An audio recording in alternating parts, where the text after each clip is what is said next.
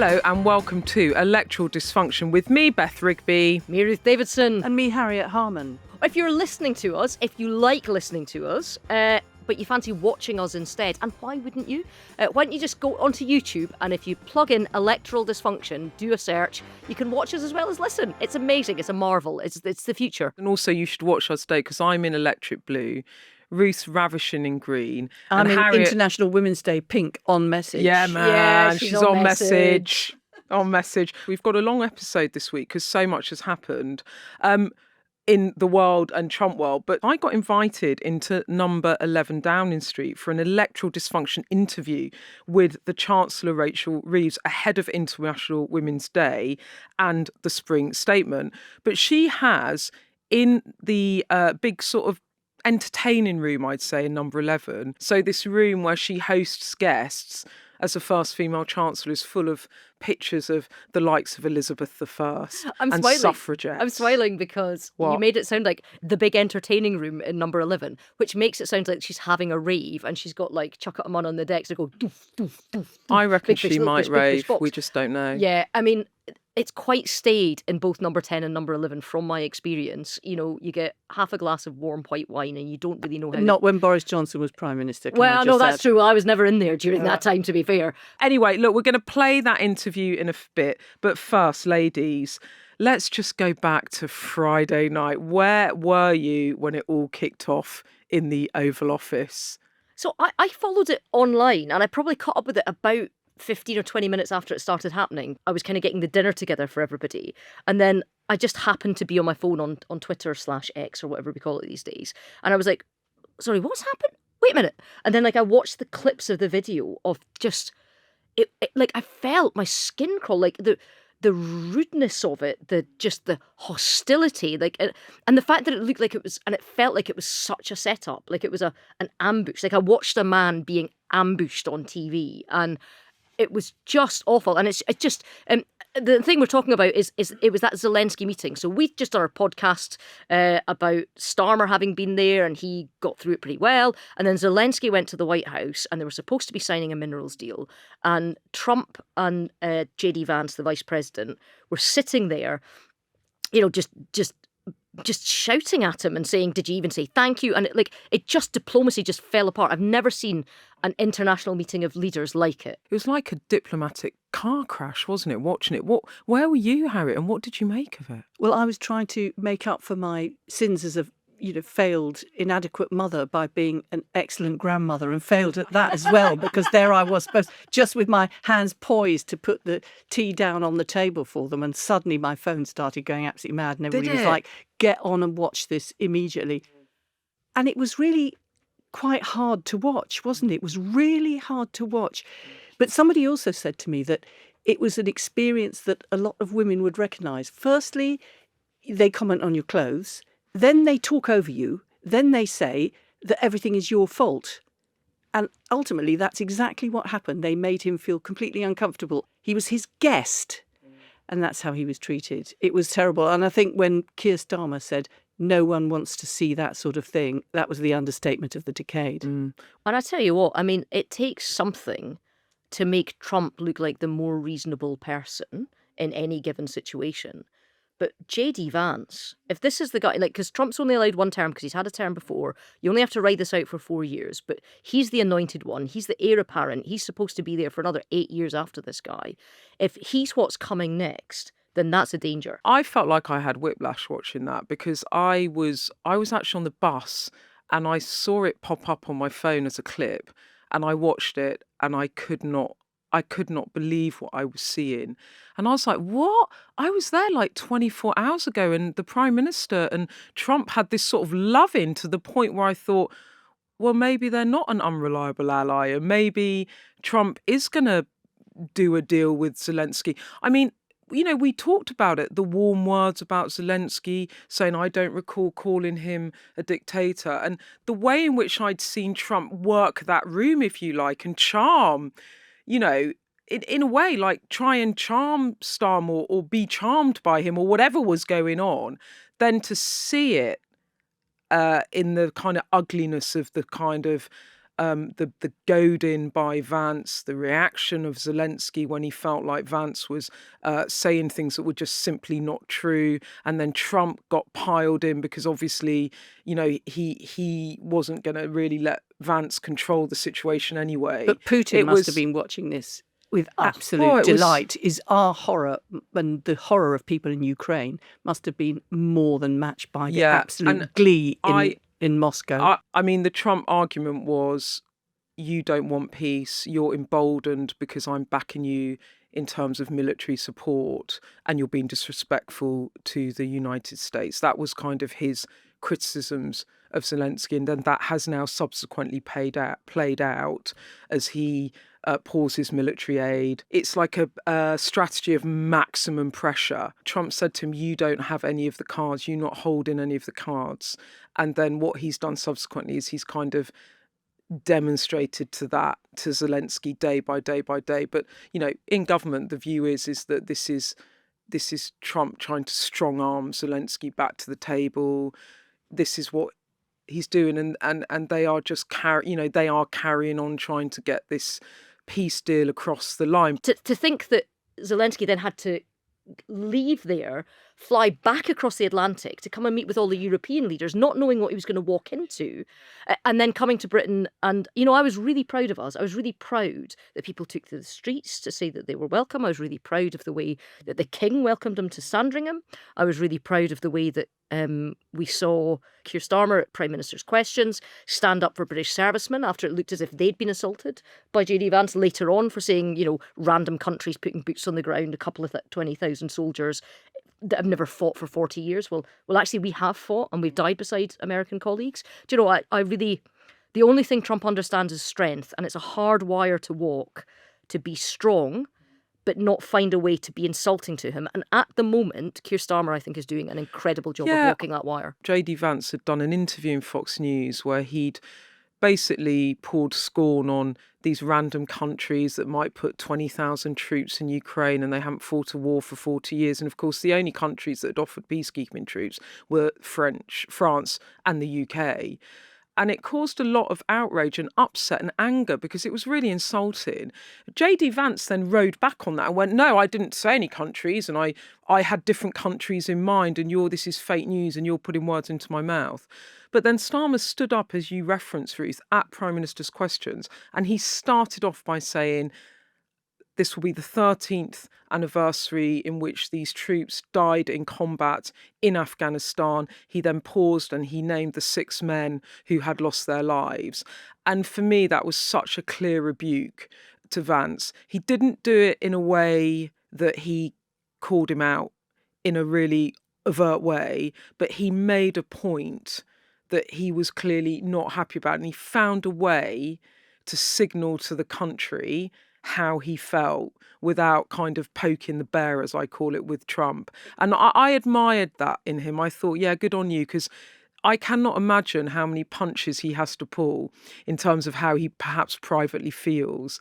And what he's doing is he's using symbolism. So when you saw Zelensky in Downing Street on Saturday and Starmer was really kind to him and the crowds were out there and Starmer then said, they were cheering you. He looked really emotional. I thought, you've just been totally smashed up. Your country is under attack and you've come and someone's kind of put their arm around you and showed you some solidarity.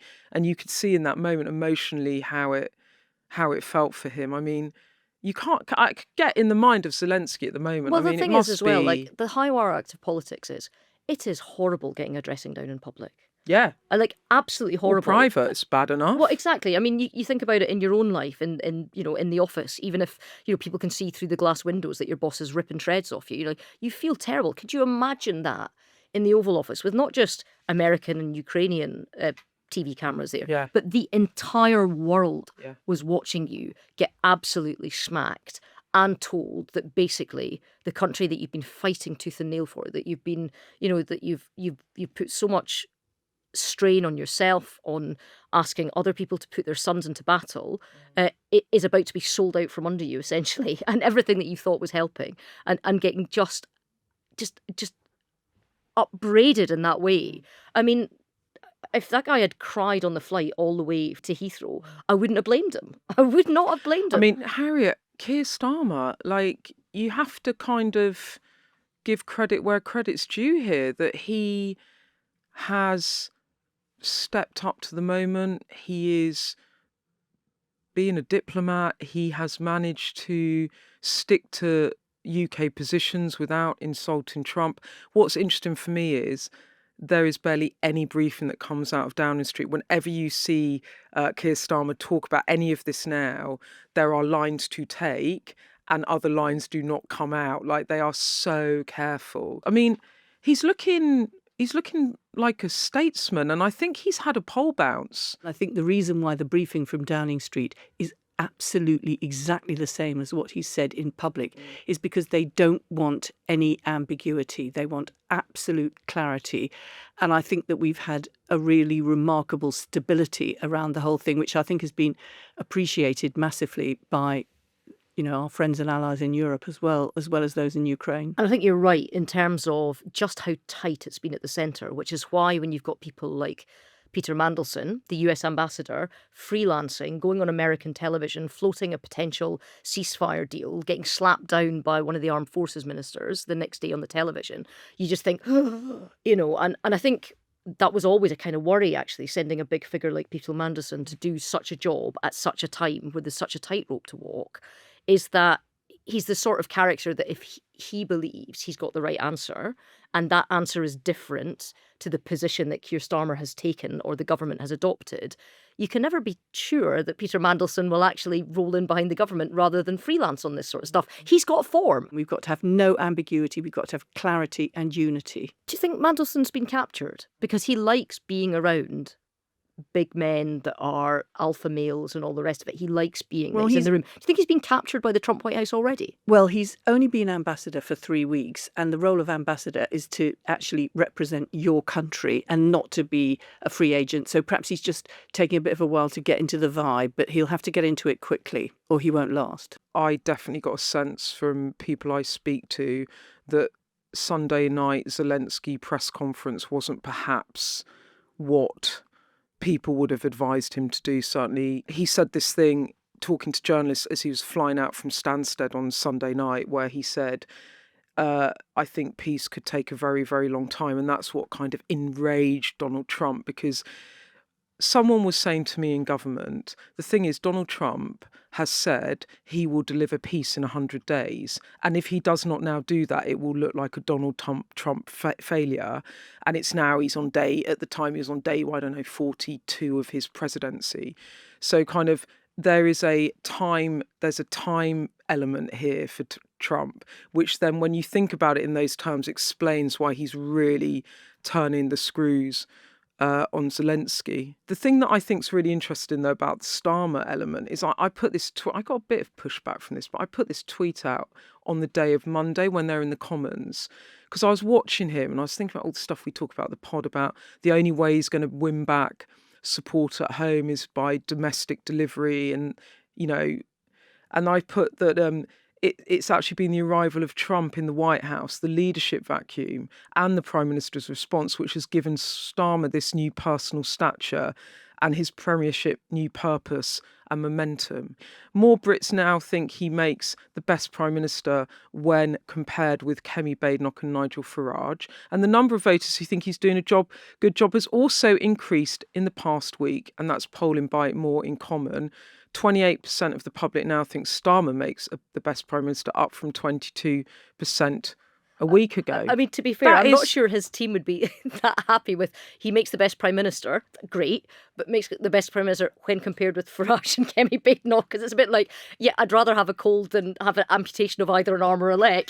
But do you know what I mean? I think the bottom line is people are appreciating how he's doing his best trying to get Trump on side, but also standing up for the principles of Ukraine. Everybody wants him to succeed on this. But we all know, because we've all been part of that kind of intertwined media, politics, commentary, all the rest of it, that there is a very real but unwritten kind of poll of who's up and who's down. Yeah. And everybody knows it. Like it's never written down anywhere, but everybody knows who's having who's beleaguered, who's having a tough time, who's probably on the way out and their jacket's on a sugary peg, and who's actually made going forward, and Starmer has undoubtedly had a good week, and the person that was slagging you off on Twitter for the idea that Eden was doing quite well on Suits, but then it fell gently down. give me a tussle. Sorry, gently giving you a tussle. Gently tussling me. I mean, it was absolutely right, that does happen, but I think the point to make here is that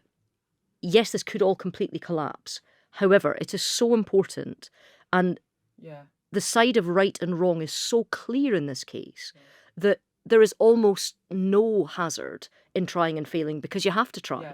Because the failure of not trying is bigger than the failure of trying and it not quite working out the way you want to do. And there is a point sometimes in politics where you just do the right thing. And Starmer, really, he won't be looking at the polls. His team might be, but he won't be. He's just working his backside off to try and get this done. I think the sequences of it is they're going to try and sign the deal with Ukraine. That's the first point.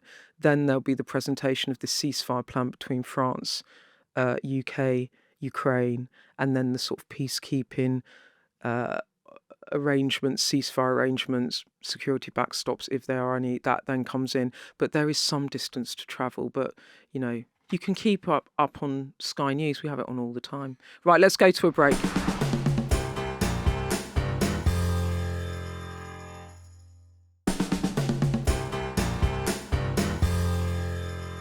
Okay, look, we are back, and this is a long episode because, I got in to see Rachel Reeves. Now, do you remember we said that we would try and get her on the podcast? Well, it's International Women's Day this week, and they came back to me and said, yeah, Rachel Reeves is ready for Electoral Dysfunction. So I hope you're ready for her. Let's have a listen to the interview.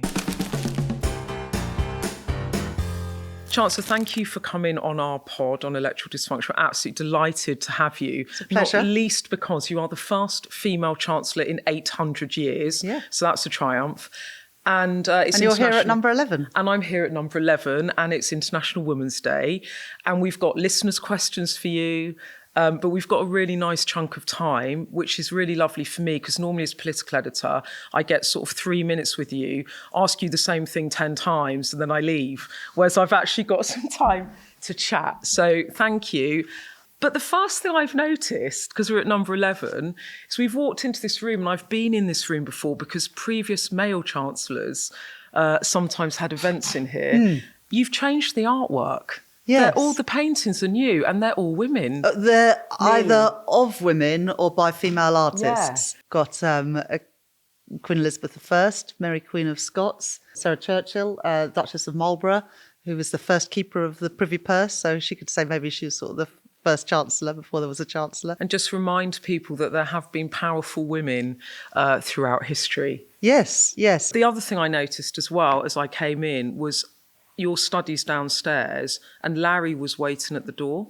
Yes, I think he's taken a bit of a shine. I'm not sure if it's to me or whether the staff in my office. Are they giving him dreamies? What's going on? He does pop in quite a lot, and he let one of the members of the team pick him up today. So I think that's real progress. That's good, because my producer Paul's got a scar where he bit him once. So oh my goodness! Go. I know. I was going to ask you, because obviously the Prime Minister bought his children the Siberian kitten Prince when he became Prime Minister, and they moved to number 10. Did you buy your children any pets? Yeah, we've got a cat as well. Did you get a cat? Yeah, I held out for 11 and a bit years of being a mum to get a pet. We had a couple of fish before, but they didn't survive. So you also bought a cat? Yes, there is a reason why everyone in this building has cats. Are there loads of mice? There's a few. It's a little rescue kitten. I've actually really taken to it. During the budget, it was obviously a massive week for me because I was left alone with the cat because my husband took the kids away from half term. So I know everyone thinks, the budget was a big moment, but it's actually keeping a kitten alive for a week. Someone who's never had any responsibility for pets before, really. And you had something else you had to do that week as well. Yes. It was quite a busy week, but I managed to pop up and make sure that the cat was fed. You kept the kitten alive. Was that a kind of deal? Like, was that a deal with your kids that if they came here, they could have a pet? Well, again, I did hold out, but I say there is definitely a mouse problem in Downing Street. So, I prefer cats to mice. Have you actually got mice in the flat? They're just everywhere. They're everywhere. Yeah, but not anymore. The cat's done a good job. Well, I was going to ask you, because obviously we're in number 11. You live upstairs. and then you've also got the Treasury. What is a Rachel Reeves day like? Where do you spend your time? Do you So I flip start my between day the three? here at number 11. I go down to my office here. We have a meeting at number 10 Downing Street every the morning. PM? Yes, with the Prime Minister and some of his team. So I join that every morning, and then straight after that, I'll head over to the Treasury. What's your day like? What time do you get up? What time do you finish? I reckon it's pretty hard, a day in the life of Rachel Reeves. So I've got two quite young children, Yeah. so we get up pretty early. So I get them ready for school. This morning, what did I do? This morning I was in the office early this morning, about 7:15. Oh. But I don't have a commute, remember? So I was downstairs pretty early to read some of my papers ahead of my morning meetings. Then I did a visit this morning to RAF Northolt, and then living up to my sort of reputation of believing in value for money, I popped upstairs, made myself a cheese sandwich, and had that for my lunch. And now I'm with you. Do you actually do you make your own lunch?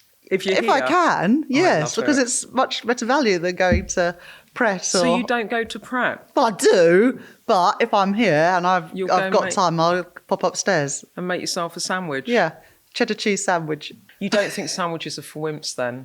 Oh, yes, I forgot about that. No, I didn't was go that upstairs and make Cammy myself a Baynor? steak. Yes, I went and cooked a steak.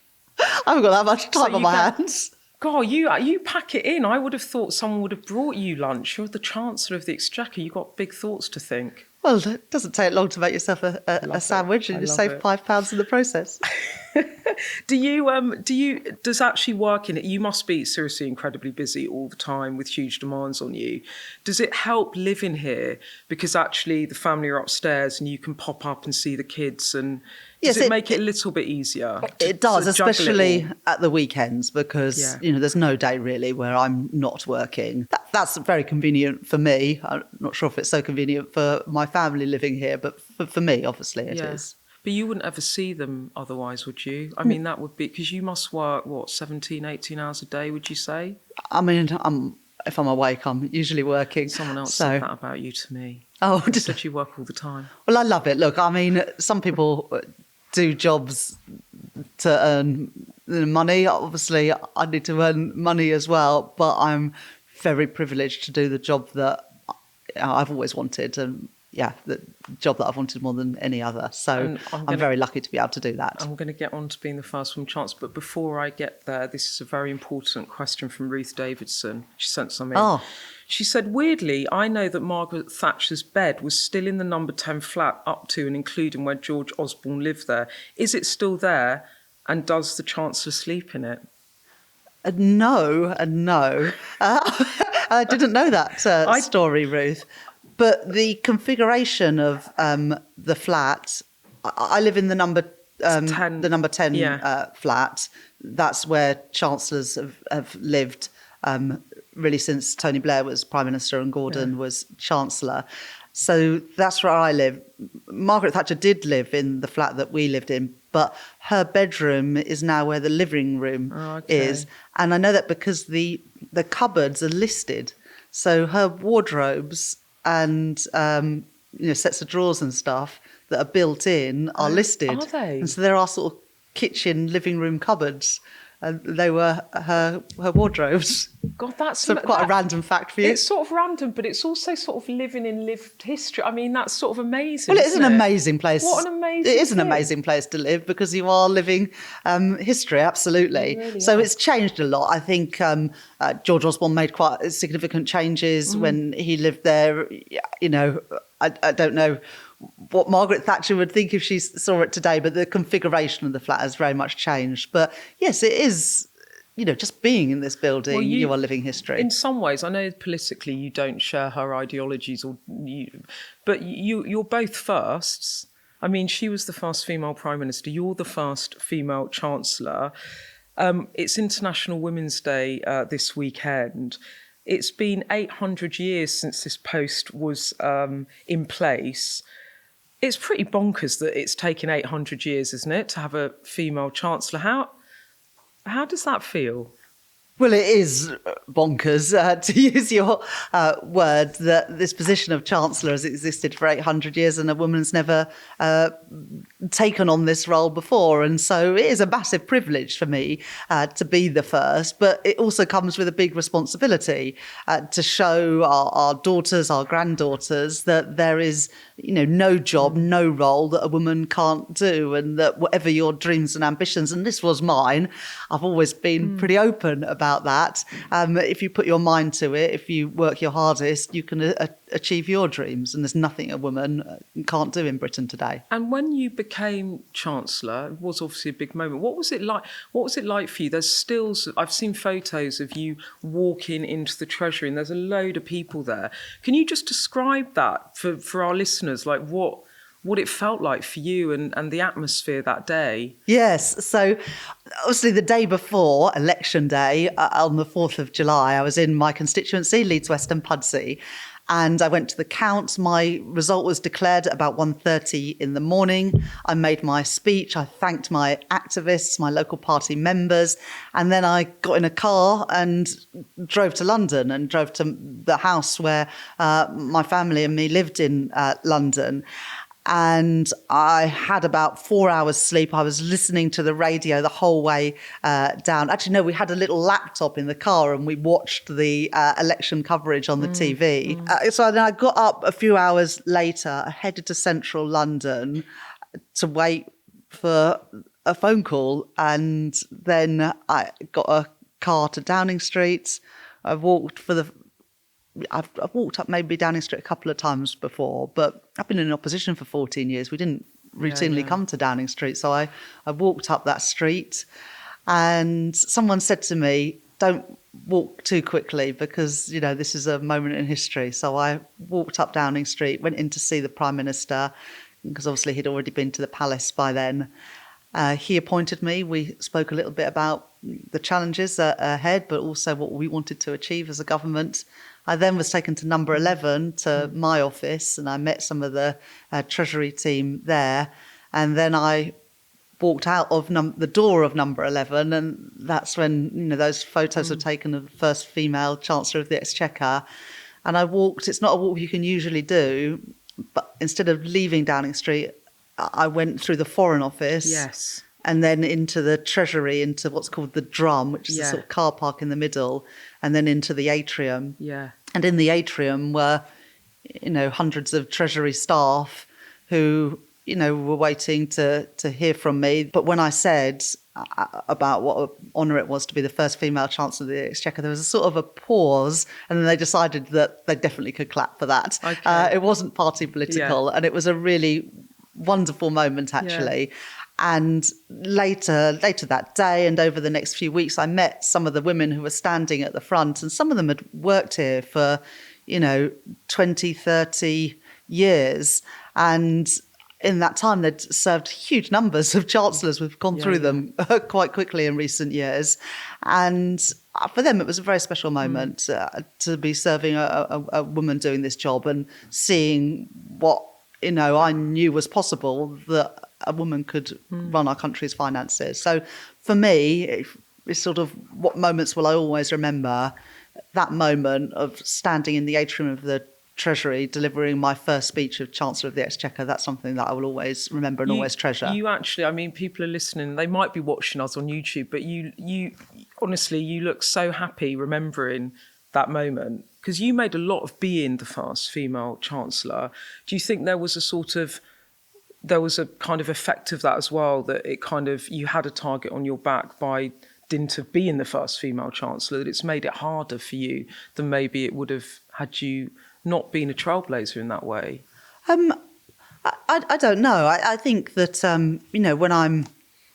when I'm doing visits around the country, I'm thinking back to, I was in a market in Lancashire just before Christmas, and, women running stalls in the market, people doing their shopping.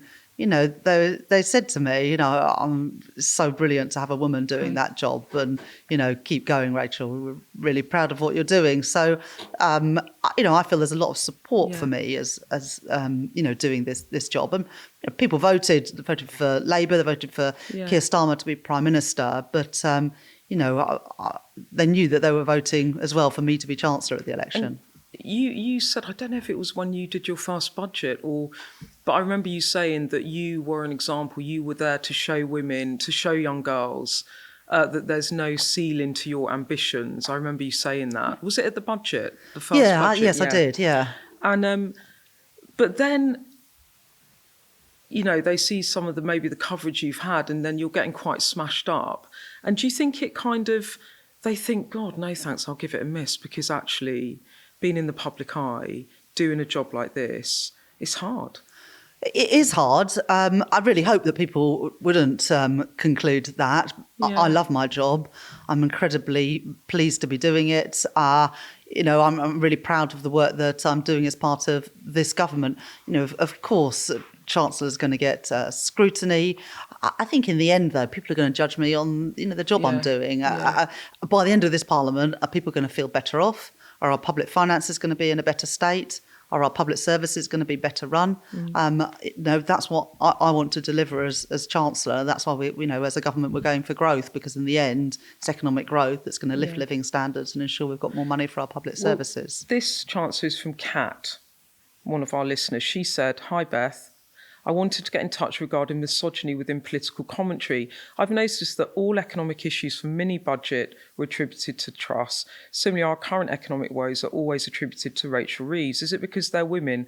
Why aren't we commenting on this symmetrically? Why are Kwasi and Keir off the hook? Do you think there's misogyny within political commentary? Do you feel it? Do you feel misogyny directed against you?" Look, I think others will, can make a judgment about that. I'm just sort of, I'll get on with my job. But in the end, everybody, cats, political commentators, in the end, when they're assessing my time as Chancellor, they will assess me against what state is the economy and what state is public finances.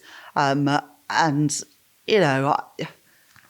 just have to get on with the job, really. You just have to get on with it. The reason I'm asking Rachel a bit, though, is because, you're there and you keep, you're saying, I'll be judged on the economy and the decisions I make. And you're making massive decisions and you're running the country's economy, effectively. It's and then there's loads of coverage about your CV or about your expenses when you worked at a bank. What's that all about, do you think? Why is that happening? I mean, you'll have to ask the people who write those pieces. I'm really proud of the work that I did before I came into politics. I do think that those jobs that I've done helps me navigate the job that I'm doing now, because I have been trained as an economist. That's what I studied. That's what I worked at in the early part of my career, and then in financial services. So I do think I've got a lot of experience to bring from the outside to this job. But, I've been an MP now for almost 15 years. And during that time, I've also, done the shadow pensions role. I chaired the Business Select Committee. I was shadow work and pensions secretary. So again, the jobs that I've had as a politician have also been in the economics and finance space. Does it grate on you a bit? Like you went to a state school, you got into Oxford, you did a degree, you went to the Bank of England as an economist, and then you get headlines saying you're Rachel from accounts. I mean, does it? Well, I've spent all of my life. I mean, I'm not trying to sort of push you somewhere you don't go, but I'm just interested. Does it grate on you? Does it annoy you? Or do you just think, it's just... Do you know what? I'm just used to it. I've spent all of my life defying expectations, proving something. And I still feel I'm having to prove it now, even though I'm Chancellor of the Exchequer. I remember one of my sort of earliest memories, and it didn't feel political at the time, but I sort of think it is. I was about 8 or 9 years old, playing this chess tournament, drawn against this, boy about the same age. His mate came up and said, "Oh, lucky you're playing a girl." Well, I beat him.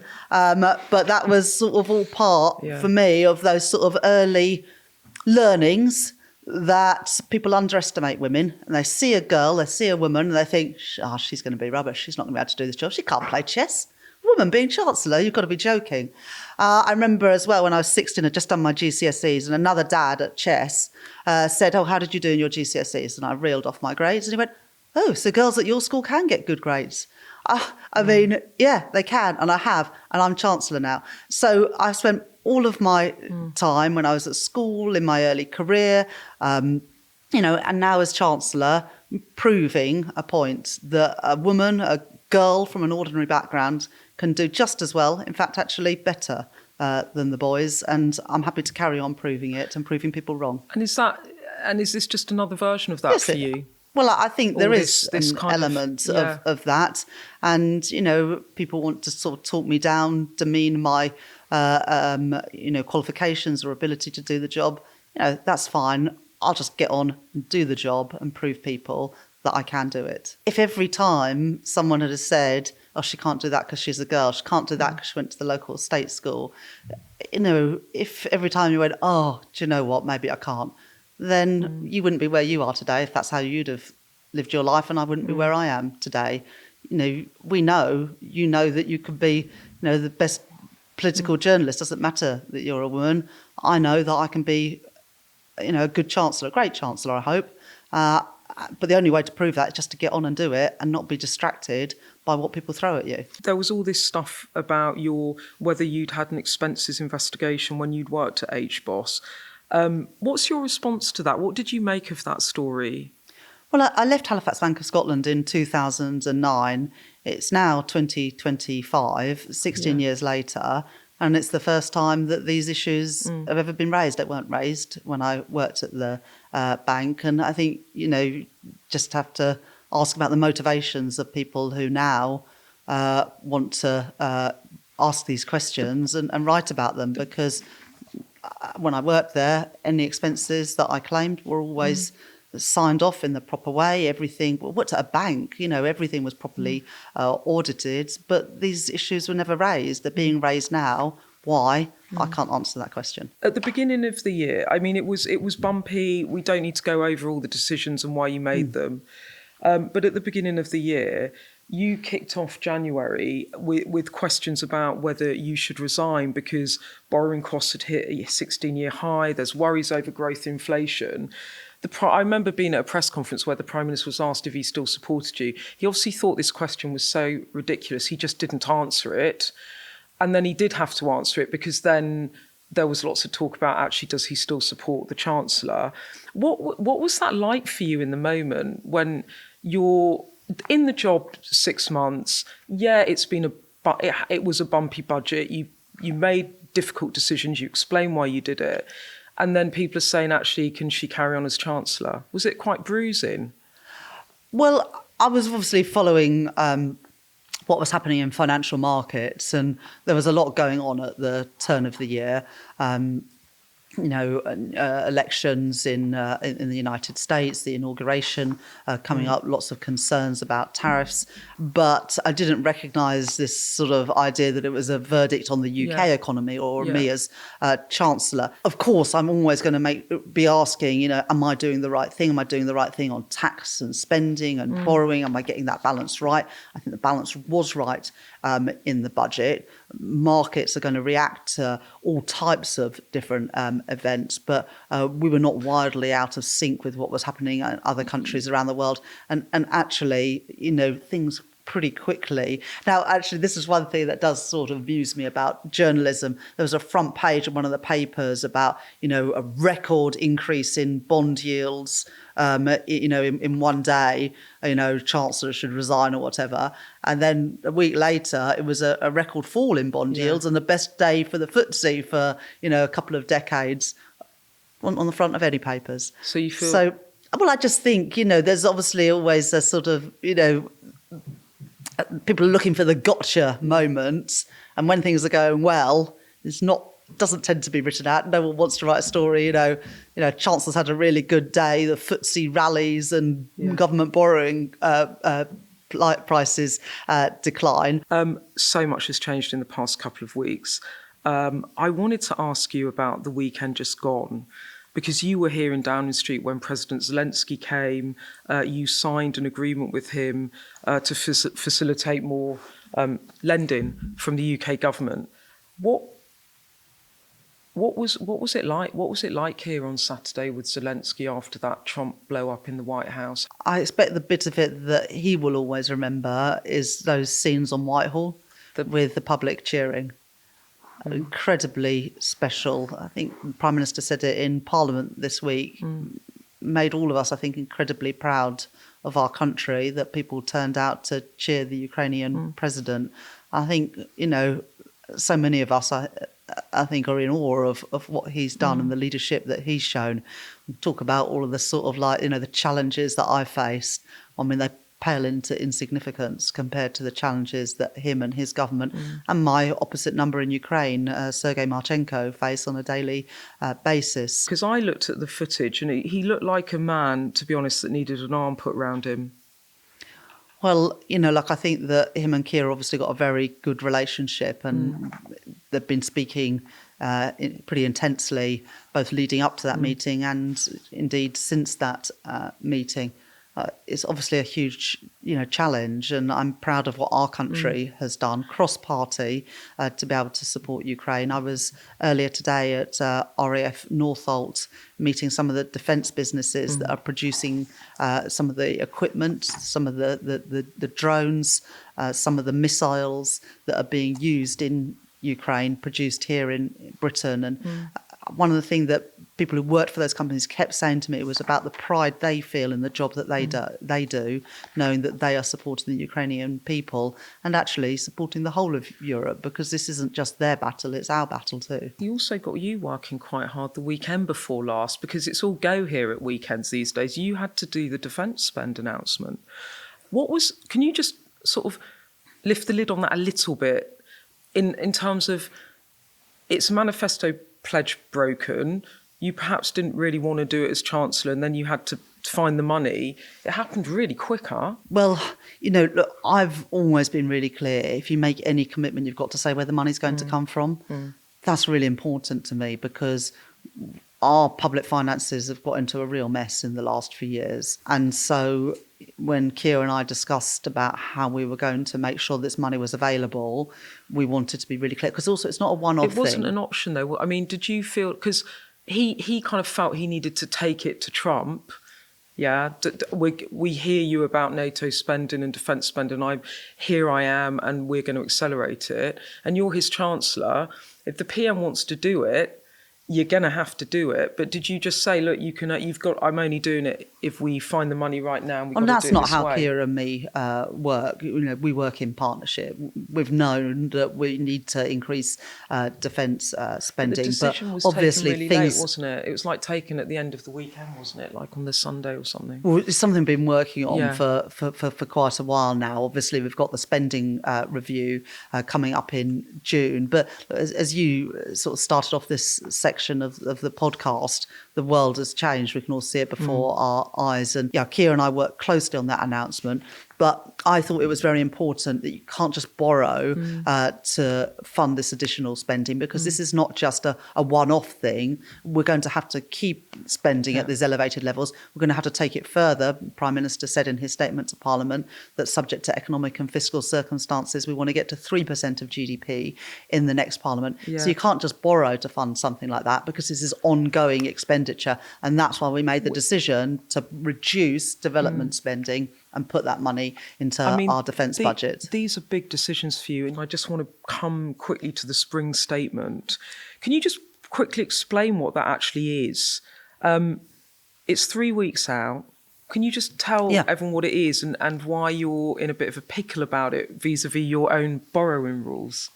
The Office for Budget Responsibility does a forecast twice a year on the economy and also on the public finances. I made a commitment, we made a commitment in our manifesto to have one major fiscal event a year. So unlike the previous government, we're not going to have another budget in the spring. We only just had one in October. And as I said at the time, that was a sort of a once in a generation, once in a parliament type budget. But we do have to provide an update based on the Office of Budget Responsibility's latest numbers. And look, everyone can see that since then, global borrowing costs have increased. There's lots of reasons for that, lots of global developments that have caused that increase in borrowing costs. And I've also been really clear that we're going to continue to meet our fiscal rules, because stability is absolutely essential for a strong economy. But I think people also know that we need to get better value for money for what taxpayers put in. And also we've got to reform our welfare system, because at the moment it's letting down taxpayers because it's costing too much. It's letting down our economy because there's too many people trapped on out of work benefits. And it's letting down the people who are recipients of benefits because they are trapped on benefits rather than actively supported back into work. So we don't need an Office of Budget Responsibility forecast to tell us that we've got to reform our welfare system. We're going to do that because it's the right thing to do. I mean, the nuts and bolts of this is you've got to find billions in savings, haven't you, to meet your fiscal rules? You've got to have billions of savings. Well, I'm not going. The Office of Budget Responsibility is still working through that process of providing a forecast. I'm not going to provide a running commentary on it, but the reason we need to reform our welfare system is that it is letting taxpayers, the economy, and welfare recipients down. It needs to be reformed to get more people into work. Just sort of, one statistic, there are 1 million young people not in education, employment or training. That is a travesty. Many of those people, I would say the majority of those people, should be working. And under the plans that we're going to bring in, they will be working. And crucially, they will be given support to get back to work. It's too big a burden on the economy because we're missing out on the contribution of people. And what a waste of talent that we park people on benefits rather than supporting them in work. So this is about reforming the system to make it work better for working people, for people on benefits, and the economy as well. This is from Linda. She says, our public services need help now. What are you doing in the short term to improve this? What's wrong with a small increase in income tax or an increase in the top rate of tax to provide funding? And that really gets to the heart of tax rises. Are you ruling that out, Chancellor? Well, we put in £26 billion into the National Health Service in the budget in October. And in the first 7 months of this government, we've already provided 2 million additional appointments in the NHS. We made a commitment that there would be 2 million additional appointments a year. We met that in 7 months. But tax rises, because you put, 26 billion through in October? Yep. So what are you? I guess what I'm getting at, are you going to try it? You've got this problem. You've got a squeeze on the public finances. You're going to find that through savings in government spending rather than tax rises. Is that where we're going? Well, in the budget, we obviously did increase taxes. Yeah. We increased national insurance contributions on businesses. We got rid of the non-dom tax status. We've reformed agricultural and business property relief, VAT on private school fees. So we increased taxes at the budget to plug the gaps in the public finances and to make sure we had money for the National Health Service. But we've just gone through a massive cost of living crisis. For many people, they're still struggling with that cost of living crisis. So I don't think it is the right thing to do to increase income tax, national insurance or VAT on working people. And we made that commitment in our manifesto less than a year ago that we weren't going to increase those taxes on working people. We're not going to renege on that commitment. Just one more thing. Someone's asked about the 2-child benefit cap. And will you look at that again this Parliament? Is that now becoming really difficult for you given the public finances? To look again at it? Well, the public finances are a real challenge. Total debt is about the size of our economy, of what we produce in a year. So it is a challenge. But look, we're a Labour government. Of course, we want to reduce child poverty. But final thing, welfare cuts, foreign aid budget cuts. It's unpopular, isn't it? I mean, are you accepting that you're going to have another run of being a pretty unpopular woman in this country? Look, in the end, I've got to do the things that I think are right for our country. We are reforming our regulation system, reforming our planning system, putting more capital spending into the economy because we have to grow the economy. And that has been the missing ingredient in our economy the last decade or so. We haven't had economic growth, and that means that living standards have fallen back, and we haven't had the money to invest in our public services. And so that's why growth is the number one priority of this government, growth in all parts of the country to make working people better off. And I've got to make the decisions that are in the long-term interest of our country to put us back on a firmer and a fairer footing. And you're going to be doing this by the end of this Parliament? You'll still be in this job, you think? I hope so. Yeah. Okay. Well, look, thank you very much. And as a gift, I haven't brought you a letter from the King, but we would like to donate to Electoral Dysfunction, mug to you so you can drink your Earl Grey from it while you're preparing your spring statement. Will you take it down to the office? Privilege. I will take it down to the office. Thank you so Well, much, look, thank Beth. you so much for spending some time with us and the ED gang. We really appreciate it. Thank you. Thank you very much. Thank you. Right, so my main takeaway was that she might be using one of our Electoral Dysfunction mugs in her study in number 11 while she writes that spring statement. Does she get to have the glass on the dispatch box like you do when chancellors do the budget? She should take it She there. should take it there, yeah, absolutely. I'll see if I can get her PR people to do that for us. Free publicity in the House of Commons. Completely. Absolutely. That's against the rules. I'm I afraid. literally The can't. speaker would chuck you out. Harriet. I once went in wearing a T-shirt saying this is what a feminist look like, and I was nearly thrown out. Were you? Yeah. I thought it was quite a good T-shirt, but Maybe wear that for the pod next week. okay. It was an interview of two halves, I would say. Firstly, she looked completely astonished when I asked her gentle questions about like what it was like living in number 10. She's like, sorry, who's this? The political editor appears to have disappeared. Who is this woman asking me questions Did she have her about... armour on ready She to was just back everything? She was yeah? like, why are you asking me like something quite gentle? And I was like, well, it's a podcast interview. We don't need to do smash and grab on economics straight up. So that I enjoyed that. I found out that she, for example, went upstairs and made herself a cheese sandwich at lunch to save £5. Prudent, as a former Labour Chancellor might say. I was really interested in the stuff she said about the sort of sexism that she has encountered as the first female Chancellor.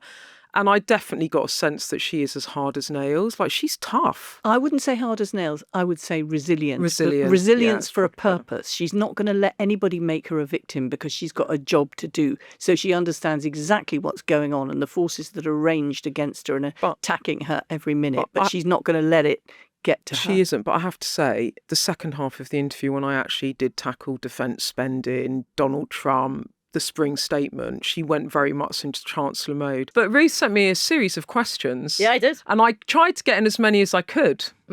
But my favourite one was about whether or not the Thatcher bed was still in the number 11 You flat. make me sound like this weird fangirl. I only put that in there because it was the oddest thing ever. When I was up, George Osborne was asking me a favour and thought he needed to schmooze you when he could have just asked. But anyway, and gave me a mini tour of the number 10 flat and pointed out that the bed that was in there was still Thatcher's bed. And I was thinking, Thatcher became Prime Minister the year I was born. Like, how old is this bed? And did you not want to change it? I thought it was weird. But I just thought it might be interesting, given that Rachel Reeves is a Chancellor that's cutting aid, cutting welfare, boosting defence, if she's suddenly sleeping in Thatcher's bed at the same time. Channeling her Thatcher. Yeah, channeling her What do inner you think, Iron Lady. Harriet? Harriet's Definitely looking not. absolutely disgusted at us. Like, what? Shut up, you two. Anyway, I also, obviously, it's a spring statement in 3 weeks' time, so I was obviously going to ask her about the state of the public finances and, spending cuts, because ever since the budget, the economic forecasts have worsened. But Harriet, what did you think about... I had to ask her about the benefits cuts because I knew that I wasn't going to get much out of the spring statement. So if you've listened to that pod interview and thought Beth didn't get much out of a spring statement, you don't when the Chancellor's about to do it, that she's going to say what she's going to say and the messaging will be, I'm going to have welfare cuts and I need to do that, and then that's it. She's not going to... Yeah, it doesn't matter. it to the I can House. ask her until I'm blue in the face. I could kidnap the kitten, threaten not to bring it back to get an answer, and I would not get an answer, would I? No. Stop laughing at me. It's true though, isn't it? You love cats so much you would never kidnap a kitten.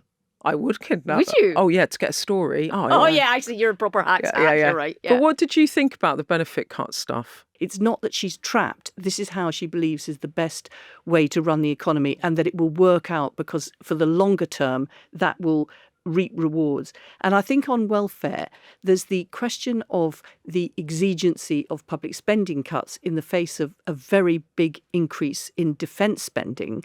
But there's also a mission issue here, which is that there are more than 1 million young people who are not in education, employment or training. Yeah, and that is a number which has considerably risen since COVID. And the idea that all these young people are you have no prospects for their lives, they're on benefits before their lives have almost even begun, that something has got to be done, there's got to be a proper programme to support them to get into work. And that means there will have to be some investment in those support services, and therefore there will presumably be some cuts somewhere else in welfare. But I think there is a mission point about the young people not in education and employment. This is exactly what I remember Cameron and Osborne talking about, getting people that were out of the labour market back in, particularly people who were either second or third generation when they never had somebody in their house that hadn't worked before, so they'd never seen that example, when they talked about the welfare reforms that they were doing in helping particularly disabled people into work that wanted to work but that were locked out of the jobs market.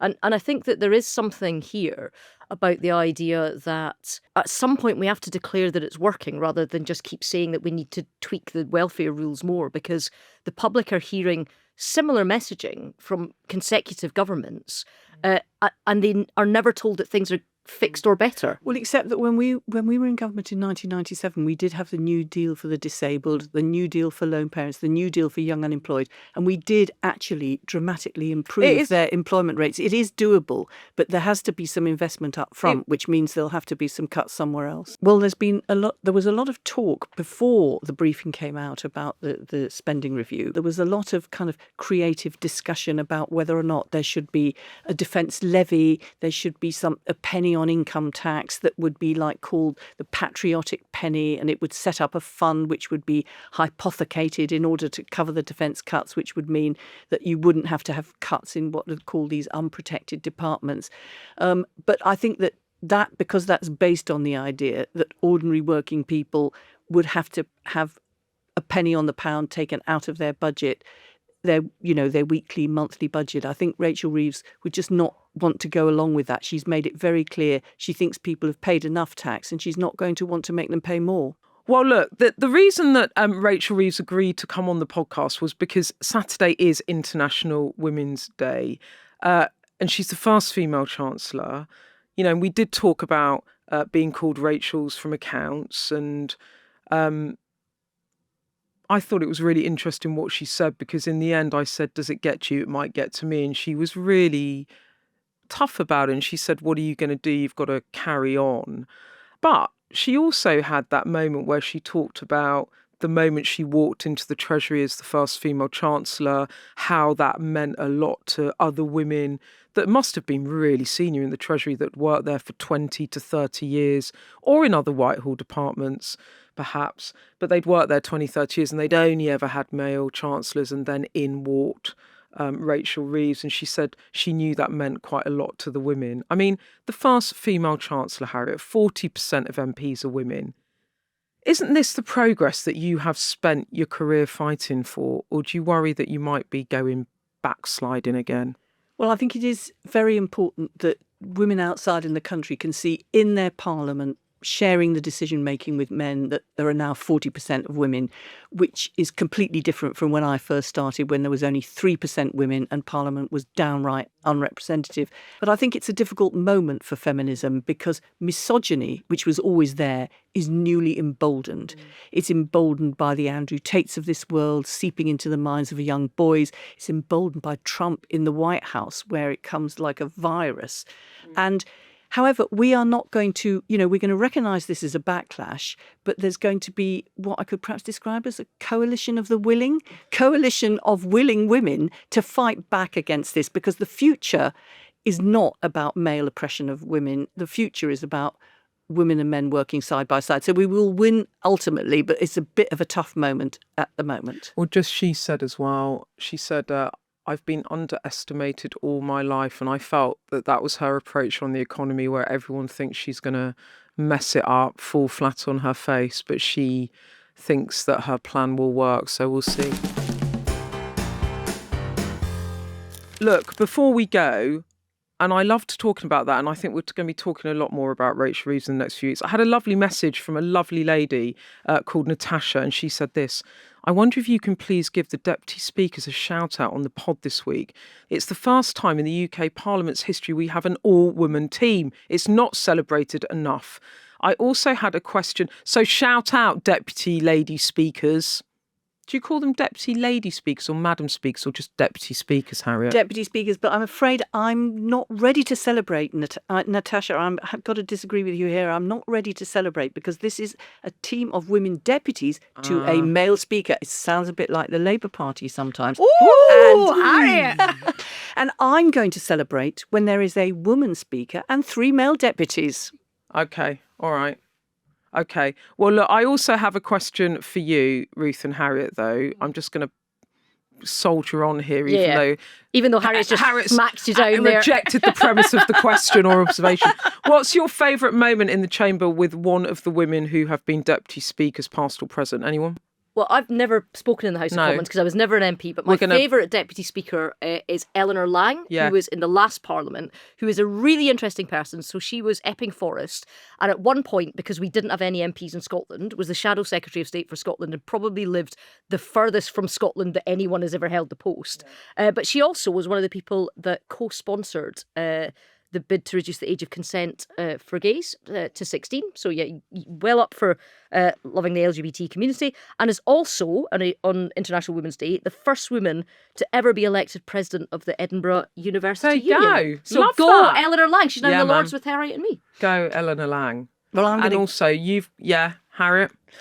I'm going to go Betty Boothroyd. It wasn't a deputy speaker. She was the actual thing in that golden throne, a complete traditionalist, but she wouldn't wear the wig because it would spoil her hair, and she had fantastic hair. But it was amazing to see the overwhelmingly male House of Commons, when she rose up the steps to the Speaker's chair, being slapped down by her with absolute authority. That was just some golden moments there. She was imperious. Well, she look, was wonderful. I loved Betty Boothroyd. Yeah, she was. And there's a fantastic portrait of her in the Speaker's house as well. That's where the Speaker lives in the Commons. Got grand rooms. But look, that's all we have time for. But remember, you can get in touch whenever. Voice note us on WhatsApp to the burner phone 07934 200 444 or email us at electoraldysfunction@sky.uk. And remember to follow us wherever you get your podcasts and tell your friend about us too. Goodbye. Bye. Goodbye.